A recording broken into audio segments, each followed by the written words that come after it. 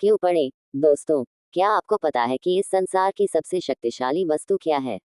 और क्या वह आपके पास भी है? और अगर है तो क्या आप उसका प्रयोग करना जानते हैं? आइए इस कहानी के माध्यम से इन बातों को समझते हैं। संसार की सबसे शक्तिशाली वस्तु, the most powerful thing in the world. एक दिन गुरुकुल के शिष्यों में इस बात पर बहस छिड़ गई कि आखिर इस संसार की सबसे शक्तिशाली वस्तु क्या है। कोई कुछ कहता तो कोई कुछ। जब पारस्परिक विवाद का कोई निर्णय न निकला तो सभी शिष्य गुरुजी के पास पहुंचे। सबसे पहले गुरुजी ने उन सभी शिष्यों की बातों को सुना और कुछ सोचने के बाद बोले, तुम सबकी बुद्धि खराब हो गई है। क्या ये अनाप शनाप निरर्थक प्रश्न पूछ रहे हो? इतना कहकर वे वहां से चले गए। हमेशा शांत स्वभाव रहने वाले गुरुजी से किसी ने इस प्रतिक्रिया की उम्मीद नहीं की थी। सभी शिष्य क्रोधित हो उठे और आपस में गुरुजी के इस व्यवहार की आलोचना करने लगे।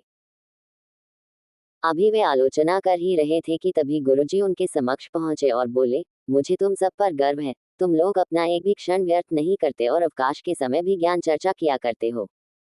गुरुजी की प्रशंसा के शब्द सुनकर शिष्य गदगद हो गए। उनका स्वाभिमान जागृत हो गया और सभी के चेहरे खिल उठे। गुरुजी ने फिर अपने उन सभी शिष्यों को समझाते हुए कहा, मेरे प्यारे शिष्यों, आज जरूर आपको मेरा व्यवहार कुछ विचित्र लगा होगा। दरअसल मैंने ऐसा जानबूझकर आपके प्रश्न का उत्तर देने के लिए किया था। देखिए, जब मैंने आपके प्रश्न के बदले में आपको भला बुरा कहा तो आप सभी क्रोधित हो उठे और मेरी आलोचना करने लगे। लेकिन जब मैंने आपकी प्रशंसा की तो आप सब प्रसन्न हो उठे। पुत्रों, संसार में वाणी से बढ़कर दूसरी कोई शक्तिशाली वस्तु नहीं है। वाणी से ही मित्र को शत्रु और शत्रु को भी मित्र बनाया जा सकता है। ऐसी शक्तिशाली वस्तु का प्रयोग प्रत्येक व्यक्ति को सोच समझ कर करना चाहिए। वाणी का माधुर्य लोगों को अपनी ओर आकर्षित कर लेता है। गुरुजी की बातें सुनकर शिष्यगण संतुष्ट होकर लौट आए और उस दिन से मीठा बोलने का अभ्यास करने लगे। कहानी की सीख, दोस्तों, हमारी बोली या वाणी बेहद शक्तिशाली होती है। जरूरत है इसका सही प्रयोग करने की। अगर हम अपनी बोली अच्छी रखते हैं और अपनी बात बिना दूसरों को ठेस पहुंचाए हुए कहते हैं, तो यह हमारे व्यक्तित्व को संवारता है और हमें लोगों के बीच लोकप्रिय बनाता है।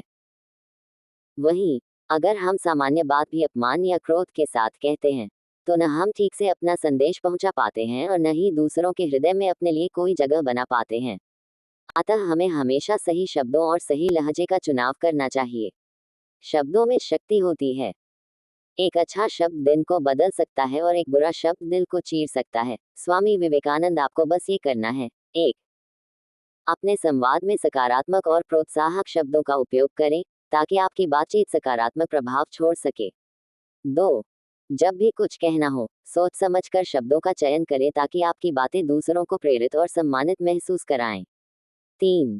अपने शब्दों से दूसरों को समर्थन और प्रेरणा दें, ताकि आपके शब्द उनके जीवन में सकारात्मक बदलाव ला सकें। 4. अपने सुझाव और सवाल मुझे प्ले स्टोर पर कमेंट करके बताएं, जिससे कि मैं इस ऐप को आपके लिए और